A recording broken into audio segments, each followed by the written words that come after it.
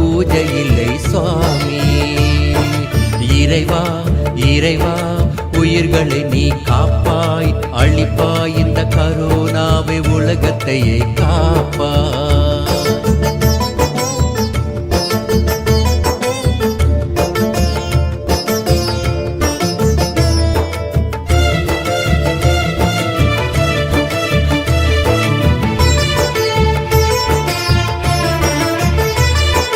தேசங்கள் தோறும் நோய் வந்து சாய்ந்தால் அழகான பூமி இது புதைந்து போகுமே, புதைந்து போகுமே, புதைந்து போகுமே.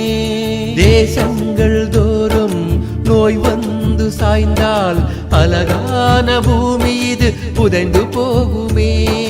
தாயை போலே பறிவோடு நீ, தாயை போலே பறிவோடு நீ உயிர் காக்க வேண்டும் உன் பாதம் சரணம், உயிர் காக்க வேண்டும் உன் பாதம் சரணம். இறைவா இறைவா உயிர்களை நீ காப்பாய், அழிப்பாய் இந்த கரோனாவை உலகத்தை காப்பாய். உயிரை கொள்ளும் கிருமி மனித குலத்து எதிரி, உயிர்களே மடிந்தால் உலகமே அழிந்தால் உனக்கிங்கு பூஜை இல்லை சாமி, உனக்கிங்கு பூஜை இல்லை சாமி. இறைவா இறைவா உயிர்களை நீ காப்பாய், அழிப்பாய் இந்த கரோனாவை உலகத்தை காப்பாய். இறைவா இறைவா இறைவா.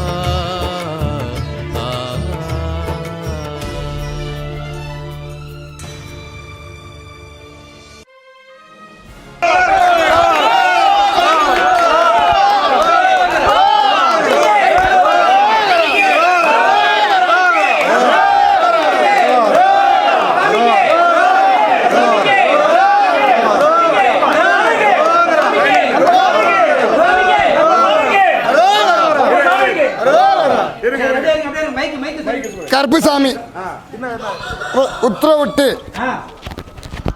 நாராயணவனம், நாராயணவனம் புள்ளைக்காக கல்யாணம் முழுமையில இருக்கலாமா முடியுமா முடியாதுன்னு சொல்லி வேலைக்காக வந்துக்கிறது யாரு? கும்பிடு. அதே போல கருப்புசாமி இந்த ஆலயத்தில் வரும்போது கையில் எதுவுமே முடியாம தான் வந்த. அதே மாதிரி இது முடியுமா முடியாத, வீடு கட்டலாமா கட்ட முடியாமா முடியாது, எவ்வளோ முயற்சி பண்ணாலும் கை கட்டினது வாய் கட்டமே தான் இருந்தது. குடும்பத்தில் நிம்மதி இல்லாமல் ஆயிடுச்சு. குழந்தைக்கு கூட நம்ம பொண்ணுக்கு கூட ஒரு குழந்தை வாய்ப்பு இருக்குமா இருக்காதா, அந்த குடும்பம் நல்லா இருக்குமா நல்லா இருக்காதா, இதுக்கு என்ன பலன்? என்னோட ஆலயத்தில் வரும்போது அப்போ தான் நான் சொன்னேன், பணம் இருக்குதா பணம் இல்லையோ, என்ன 3 மாதத்தில் வீடு கட்டித்தாருன்னு சொன்னது. கட்டினா இல்லையா கும்பிடு. அதே போல கருப்புசாமி உன் பொண்ணுக்கு வாழ்க்கை பணம் இருக்குதா பணம் இல்லையோ, பணம் அதனால் பொண்ணு வாழ்க்கை முடிச்சு தாரேன்னு சொன்னேன், முடிச்சு கொடுத்தேனா இல்லையா? அதே போல் இப்போ கருப்புசாமி வந்து பிள்ளைக்கு வந்து ஒரு வேலைக்கு முயற்சி பண்ணிக்கிறேன்.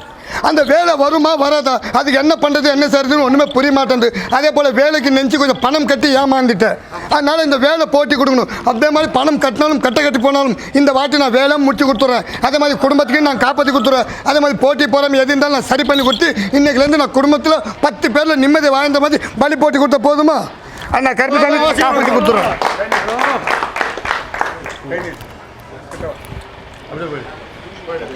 கருப்புசாமி இதுல முருவர், முருவர் யாரு? முருவர் முருவர் முருவர் முருவர் யாரு? நீ கூட கையில கொடு, பூசாம கொடுத்த கையில. கருப்புசாமி என்னோட ஆலயத்தில் வரும்போது உடல் பாதிகை, உடல் சரியில்லை, தொழில் பார்த்தா சரியில்லை, வாழ்க்கையில் நிம்மதி இல்லை, எது பண்ணாலும் கை கட்டினது வாய் கட்டமே தான் போய்கின்னு இருந்தது. அதனால் இந்த ஆலயத்தில் போனால் நன்மை இருக்குன்னு மக்கள் சொல்ல வச்சு வந்தேன். அன்னைக்குலேருந்து நான் கருப்புசாமி போம்மா எது இருந்தாலும் நான் காப்பாற்றி கொடுத்துட்றேன், உசுருக்கு பயம் இல்லாமல் சரி பண்ணி தரேன். இனிமேல் தொழிலுக்கு தான் நம்மளுக்கு வழி வேணும், கொஞ்சம் வருமானத்துக்கு வழி வேணும்னு சொல்லி தான் இப்போ நீ வந்துக்கிறேன். அதே மாதிரி உடல் காப்பாற்றி கொடுத்த மாதிரி குடும்பத்தில் நான் சரி பண்ணி கொடுத்த மாதிரி போட்டி போகிறாம யார் எது பண்ணுறதுனாலும் பாய் மூடி வச்சு கொடுத்துறேன். அதே மாதிரி குடும்பத்தையும் நான் சரி பண்ணி கொடுத்து குழந்தை குட்டியோட நிம்மதி கொடுத்து இதை தொழிலுக்கு வழி போட்டி கொடுத்தா போதுமா? அது நான் அதே மாதிரி அந்த வேலை போட்டி கொடுத்துறேன். இப்போ என்ன சொல்லுங்கிறேன், அதுக்கு நான் வேலையை போட்டி கொடுத்துட்றேன். இன்னைக்குலேருந்து எந்த குறை வராது. கருப்புசாமி மெட்ராஸ் மெட்ராஸ் மெட்ராஸ் மெட்ராஸ் மெட்ராஸ்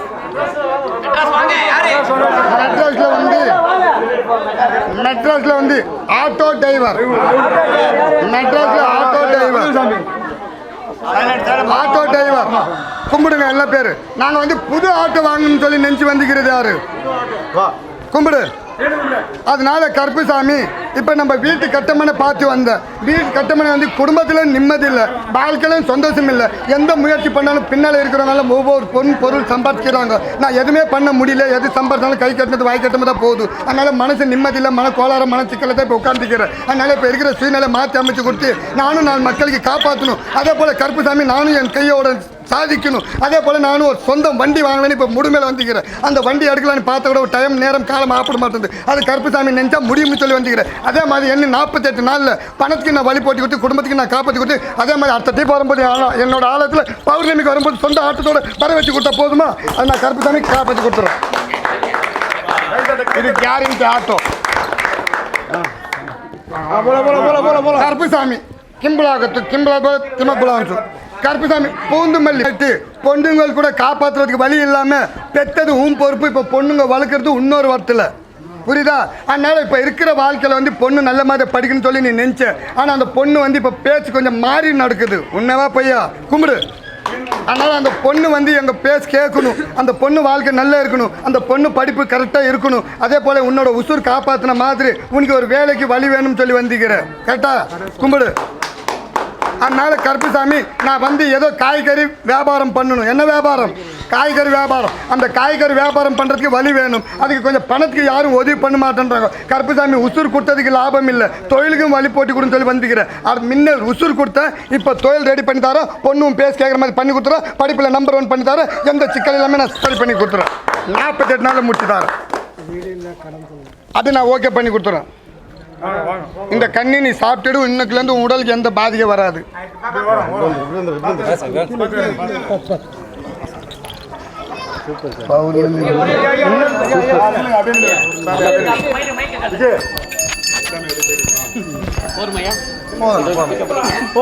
புரியல, நிறைய எடுத்துக்கலாம்.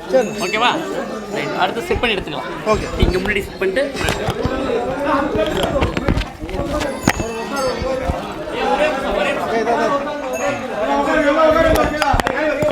மைக் ஆடியோ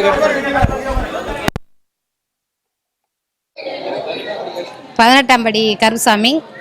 இந்த கோயிலுக்கு வந்து கருசாமி நல்லா சக்தி வாய்ந்தது. நல்லா கேட்டது பழிக்கும். ஐயாவை நம்பி வர்றவங்க நல்லா இந்த கோயிலில் நல்லா இது பண்ணுவாங்க. இப்போ நாங்கள் வந்ததில் எங்களுக்கு நல்ல ஒரு பலன் கிடச்சிச்சு. பையனுக்கு கல்யாணம் நடந்துச்சு. பணம் 10 பைசா இல்லாமல் வந்து இந்த கோயிலில் வந்தோம். வந்ததில் ஐயா சொன்னார் எங்களுக்கு வர வேண்டிய காசெல்லாம் வரும்னு சொன்னாங்க. வந்துச்சு. பையனுக்கு கல்யாணம் பண்ணோம். பேத்தியும் பிறந்துருச்சு. பொண்ணுக்கு சொன்னார் சீரியல்லாம் நல்ல இடம்லாம் வரும்னு. அந்த இடம் வந்ததில் இப்போ 2 சீரியலில் போச்சு. அப்புறம் படம் ஒரு 3 படம் இப்போ போய்கிட்டு இருக்கு. பொண்ணுக்கு நல்லா இருக்கிறோம்.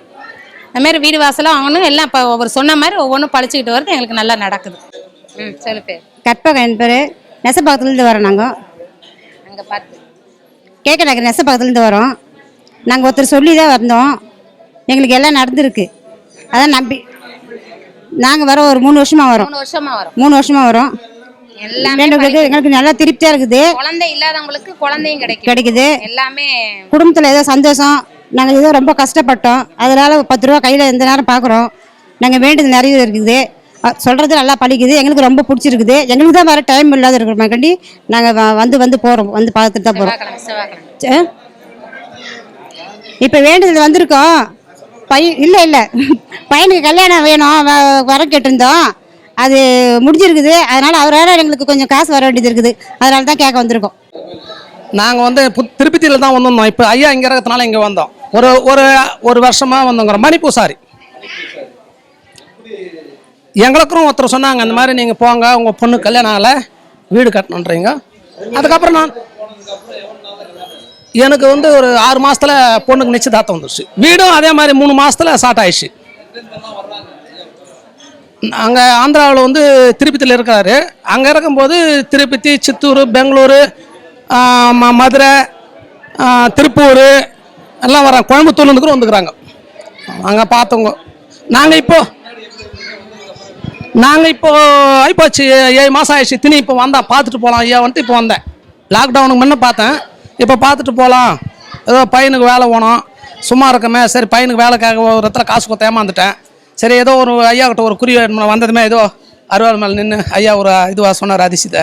அது கண்டிப்பாக நடக்கும், அந்த நம்பிக்கை எங்களுக்கு இருக்குது. இந்த கோவிலுக்கு வந்து இந்துக்கள் தான்றது இல்லை, முஸ்லீமும் வர்றாங்க, கிறிஸ்டினும் வர்றாங்க, எல்லாம் வர்றாங்க. அதெல்லாம் எதை இந்த மதம்லாம் எல்லா மதமும் சேர்ந்தவங்க வர்றாங்க இந்த கோவிலுக்கு. அங்கே பிரச்சனை முடியுது, 100% முடியுது. நம்பிக்கை வரலாம், நம்பிக்கை தீரும். அந்த நம்பிக்கை காணிக்கை நம்ம டோக்கனுக்குரிய வந்தாக்கா அது வேறு விஷயம். ஆனால் காணிக்கை கோவிலுக்கு 100 ரூபாய். தசாபுரம் சாலிகிராமம் வடபழனி.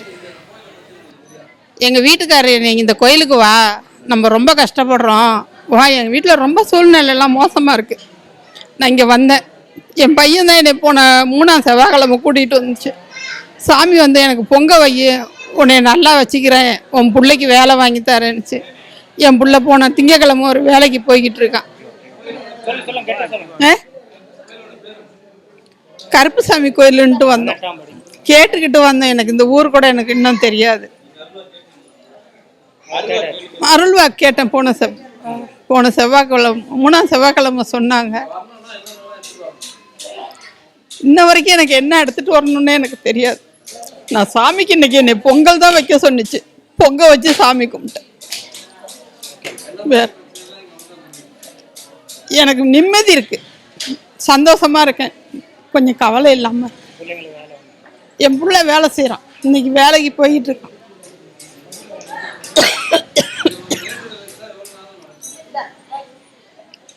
புதன்கிழமை வந்தேன், திங்கக்கிழமைக்குள்ளேன்ட்டு என் பிள்ளைக்கு வேலை கிடச்சிருக்கு. இன்னைக்கு எனக்கு நான் கொஞ்சம் நிம்மதியாக இருக்கேன். 5 நாள் கூட இன்னும் ஆகலை. என் பிள்ளை ஒரு வாரத்துக்குள்ளேயே வேலைக்கு போயிட்டான். நான் வந்து வியாபாரம் பண்ணிகிட்ருக்கேன். வியாபாரம் பண்ணிட்டு இருக்கும்போது ஒரு கடைக்காரர் சொன்னார், ரொம்ப கஷ்டமாக இருக்குது அப்படின்னு சொன்னதுக்கு, இந்த மாதிரி ஒரு கோயில் இருக்குது, அது மாதிரி கோயிலில் போய் நீ கேட்டிங்கன்னா சாமி வந்து குறி சொல்லுது, ஆட்டோமேட்டிக்காக குறி நீ வந்து எதுவுமே சொல்ல வேண்டிய வேலை, உன் பேர் ஊரெலாம் எதுவுமே சொல்ல வேண்டிய, நீ பாட்டுக்கு போயிட்டு உக்காந்துன்னா சாமி உன்னை கூப்பிடும், உன் பேரை வச்சு கூப்பிடு, இல்லை ஒரு தொழிலை வச்சு கூப்பிடு அப்படின்னாங்க. அப்புறம் என் தொழிலை வச்சு கூப்பிட்டாங்க. தொழிலை வச்சு கூப்பிட்டாங்க பிறகு வந்தது ஒரு 2-3 வாரம் வரல, 4ஆவது வாரம் தான் எனக்கு வந்தது. 4ஆவது வாரம் வந்த பிறகு ஆட்டோமேட்டிக்காக வந்து சாமி வந்து சொல்லிச்சு, உனக்கு எல்லாமே நான் பண்ணித்தரேன் அப்படின்னு. ஆனால் அந்த சாமி வந்து சோதனை செய்யுது. அந்த சோதனை வந்து நம்ம கரெக்டாக நம்பிக்கையோடு இருக்கணும். நம்பிக்கை மாத்திரம் விட்டோன்னா வேஸ்ட்டாக போயிடுவோம். ஆனால் நம்பிக்கை இருந்தது. எனக்கு ஒரு கட்டி மாதிரி ஒன்று வந்தது.